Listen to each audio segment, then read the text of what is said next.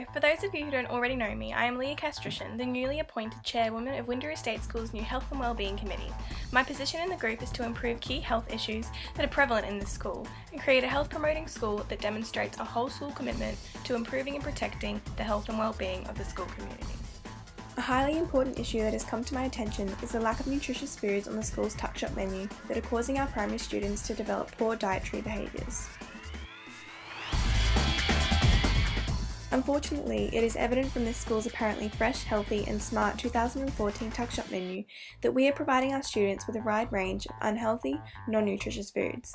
As Kim states, the school environment has a strong effect on students' food choices and dietary behaviours, and due to a severe absence of a wide range of healthy food options, our students are developing poor eating behaviours.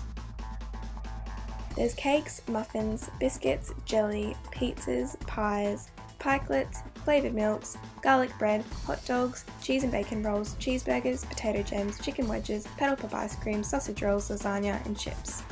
Well, you get the idea. It is filled with foods high in saturated fats, sugars and salt, foods that are incredibly high in calories, foods that, according to the Australian Dietary Guidelines, are not a necessary part of children's diet and do not provide them with the nutrients their bodies need. The Australian Dietary Guidelines specifically states Australian children must enjoy a wide variety of nutritious foods and must take care to choose foods that are low in salt, consume only moderate amounts of sugars and foods containing added sugars, and limit saturated fat and moderate total fat intake. This menu is bursting with these exact types of foods which are draining students' energy, increasing their risk of high blood cholesterol levels, hindering their growth and development, but more prominently, causing them to develop poor eating behaviours. According to Kim, the availability and accessibility of foods low in nutritional content were found to be key issues contributing to poor dietary behaviours of students during school hours. In 2011 to 2012, the Australian Bureau of Statistics conducted a study investigating the consumptions of these foods of people at different ages. This graph shows that almost half of Australian primary age students' total daily energy intake was from discretionary foods, that is, foods high in saturated fats, sugars and salt. The Healthy Kids Queensland survey conducted in 2006 showed some of the poor dietary behaviours children have developed. On average, a half of Year 1 children and 2/3 of Year 5 children were not consuming their recommended amount of vegetables per day. Queensland children aged between 5 to 17 years also consumed diets in which an average of 50% of their energy intake was derived from carbohydrates, with 22 to 25% of that energy being derived from sugars. The 2007 Australian National Children's Nutrition and Physical Activity Survey, led by a team of health researchers, also discovered some alarming results regarding the types of food children are consuming in large quantities.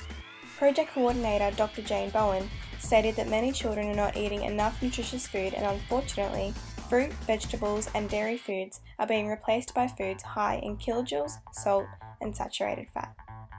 Such studies have concluded that schools play a significant role in influencing the students' dietary behaviours, with the school's tuck shop being deemed as having immense influence on a child's dietary choices and habits. According to the Victorian Government of Education, food purchased from school tuck shops makes a significant contribution to students' total food intake and nutrition and, in effect, the development of their dietary behaviours. Despite this alarming evidence, Windsor Estate School has not deemed nutrition as a major priority in this school. The school's most recent and very lengthy annual report discussed student attendance, average class sizes, social climate, curriculum offerings, student performance, but failed to mention the topic of nutrition at all. The school website has a generous list of policies and programs available, but nothing regarding nutrition. The school information handbook also fails to address any plans regarding the nutritional well-being of our students. Instead, the topic of the tuck shop has been placed in the general section of the handbook's contents, rather than the health section. It merely states the school operates its canteen under the Smart Choices guidelines and provides a range of healthy foods for students. Well, let's take a look at the Smart Choices guidelines, shall we? The Smart Choices Healthy Food and Drink Supply Strategy for Queensland schools is all about offering healthy food and drink choices to students.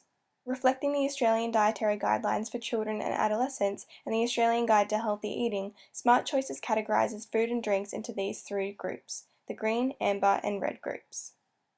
The foods in the green group are those that children should have plenty of. These foods are excellent sources of important nutrients, are low in saturated fat and/or added sugars and salt, and help to avoid any intake of excess energy. Included are breads, cereals, rice, pasta, noodles, vegetables, fruit, reduced fat milk, yogurt, cheese, lean meat, fish, poultry, eggs, nuts, and legumes. The foods in the amber group are those that children should select carefully. These are the food and drinks that should be avoided in large serving sizes, have some nutritional value, have moderate amounts of saturated fat and/or added sugar and salt, and can, in large serving sizes, contribute excess energy. Included are foods such as polyunsaturated or monounsaturated varieties of margarines, processed meats, and refined breakfast cereals with added sugars. The foods in the red group are those that should only be supplied on no more than 2 occasions per term. These are the food and drinks that lack adequate nutritional value, are high in saturated fat and/or added sugars and salt, and can contribute excess energy. Included are foods such as confectionery lollies, deep-fried foods, and savoury snack foods. As per their school information handbook, Windaroo State School claims to follow the Smart Choices guidelines. However, this is not the case. Take a look at this sample menu from Smart Choices Queensland.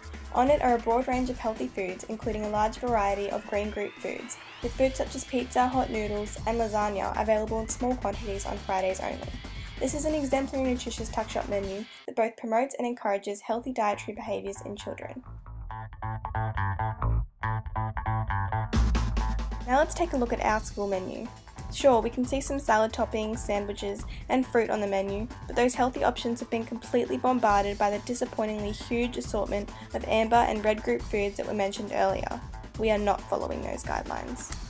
I attended Windaroo State School throughout the majority of my primary schooling, and also attended the school for several weeks in 2013 for part of my teaching practicum. And unfortunately, the tuck shop menu has not changed in those years. The tuck shop was and still is failing to develop positive and healthy dietary behaviours in our children, and things need to change. As Kim states, the school environment has a strong effect on students' food choices and dietary behaviours, and it is our responsibility as a school community to come together, become a health promoting school, and change our ways. My aim is to change Windaroo State School's approach to nutrition in order to improve the poor dietary behaviours our students have developed, and I have devised a plan which I believe will allow this goal to become a reality. It is essential that we all come together as a school community to implement this plan and in effect work towards becoming a health promoting school. Let me remind you, a health promoting school is one that works in a way that demonstrates a whole school commitment to improving and protecting the health and well-being of the school community. My plan encompasses strategies that I believe will allow Windaroo State School to become a health promoting school, for it uses a health promoting school approach that understands school plays an important role in shaping the lives of those who come here, recognises schools are much more than just classrooms and lessons, and much more contributes to making the school what it is, acknowledges our physical, mental, social, emotional and spiritual well-being has a big impact on how well we can learn, work and play, and in turn achieve in our lives. And finally, realise that people in the school community have much to contribute to a school, and their involvement has the potential to make it a better place for all. This is a way of thinking that should have no beginning or no end, where our whole school community adopts this approach in order to provide students with the best possible place to learn, work and play. I have used Queensland's Health Promoting Schools framework that consists of 3 interconnected components, which are curriculum, teaching and learning, school organisation, ethos and environment, and partnerships and services. This framework has allowed me to ensure my planning processes are comprehensive and achievable. The curriculum, teaching and learning component refers to planned teaching and learning that occurs in schools and involves what is taught and learned and how. In order to improve the poor dietary behaviours our students have developed, my strategy is to educate students within the classroom about nutritional foods and their benefits, and I will ensure teachers are implementing the following strategies. Creating nutrition term plans that implement the appropriate content descriptors and achievement levels from ACARA for each year level, aims to educate students on the nutritional value of various foods, the benefits of eating healthily and the consequences of doing the opposite, and the recommended intake of foods from the 5 food groups. And students' learning will involve interactive, engaging and dynamic activities that relate to their daily lives.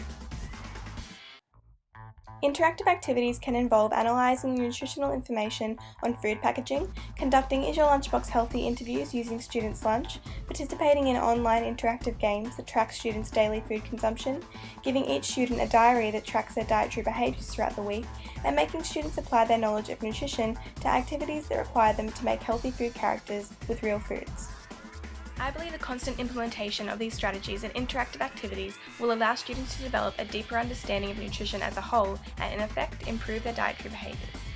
An American primary school teacher implemented a range of similar interactive activities into his classroom when educating his students about nutrition and recently wrote a blog describing his observations. He observes students retaining information learned in class, buying salad regularly at the school tuck shop, drinking increased amounts of water and milk, and improving their dietary behaviours. Ben Mardell, PhD at Harvard University, claims that interactive hands-on activities activate students' brains and excite them about learning, stating kids learn through their senses.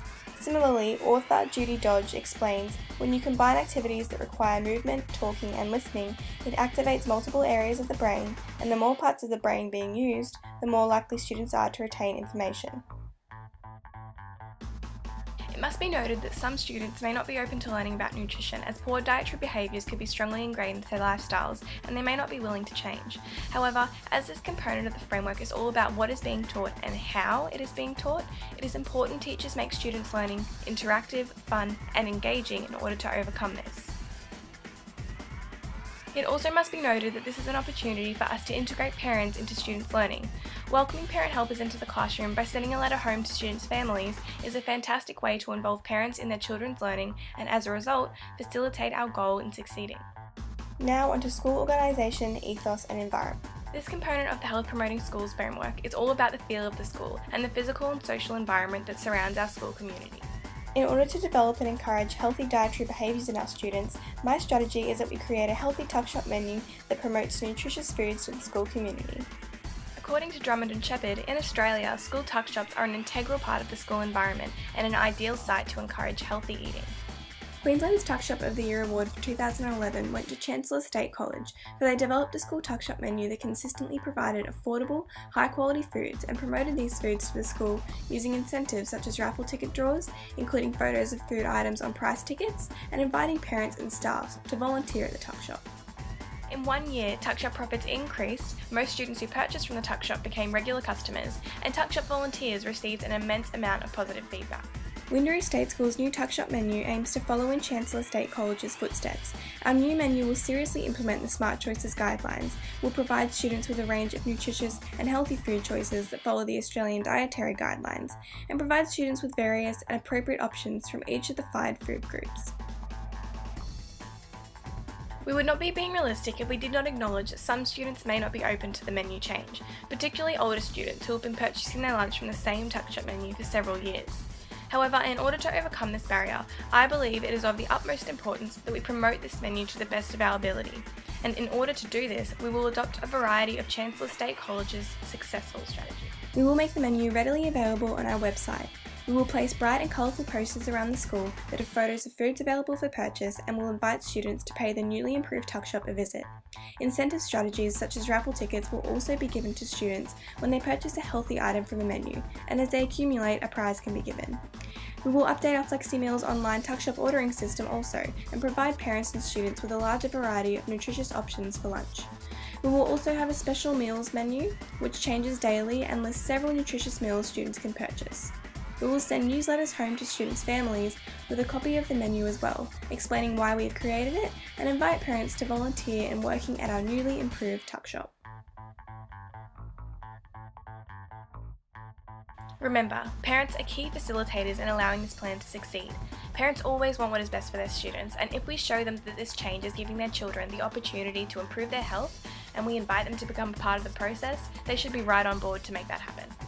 Lastly, the Partnerships and Services component of the Health Promoting Schools framework. It refers to the partnerships formed between the school and the wider community. It recognises the central role of families in supporting learning, contributing to school activity, and influencing school policy and procedures. To adopt the Health Promoting Schools approach, I want to create an opportunity for the wider community to involve themselves in our school. This will be done by creating a community garden that is close to the school grounds and easily accessible to the wider community and Windermere State School staff and students. Ashbury Public State School has a school community garden located outside of the school and it welcomes community members to involve themselves in the project in any way they can, whether that is purchasing the fresh organic produce from their market stall held each term, volunteering an hour of their time to teach students about various fruits and vegetables, helping students water and weed at working beads, or donating any food scraps that they have to feed the chickens. Here are several statements researchers made regarding the benefits school community gardens have in relation to improving students' dietary behaviours. They increase interest in eating fruits and vegetables and improve attitude towards fruits and vegetables, improve nutrition knowledge and vegetable preference, and increase children's knowledge about the benefits of eating fruits and vegetables. I plan on creating a community garden that follows in the footsteps of Ashbury Public Schools Garden in order to increase the partnerships formed between our school and the wider community, allow students to engross themselves in nutritional foods, and in effect help students develop more positive dietary behaviours. A possible barrier may be hesitation of community members to involve themselves in the community garden due to a lack of information about the garden being provided to them, or our inability to promote the garden to the wider community effectively and successfully. Fortunately, the school community is also our ultimate facilitator throughout this process. In order to make the greatest use of those in the wider community and overcome the barrier just discussed, it is important that we promote our garden, putting out flyers in local mailboxes to increase community awareness, and create a section on our school website that invites community members to become a part of the project. Overall, I believe a school community garden can have immensely positive effects on uniting the school community with the broader community, and as a result, will allow students to increase their knowledge of nutrition and develop healthier dietary behaviours. If we can come together and implement these 3 interconnected strategies into Windaroo State School, I believe we can rectify this health issue and become a health promoting school that demonstrates a whole school commitment to improving and protecting the health and well-being of the school community, and as a result, improve the dietary behaviours of our students.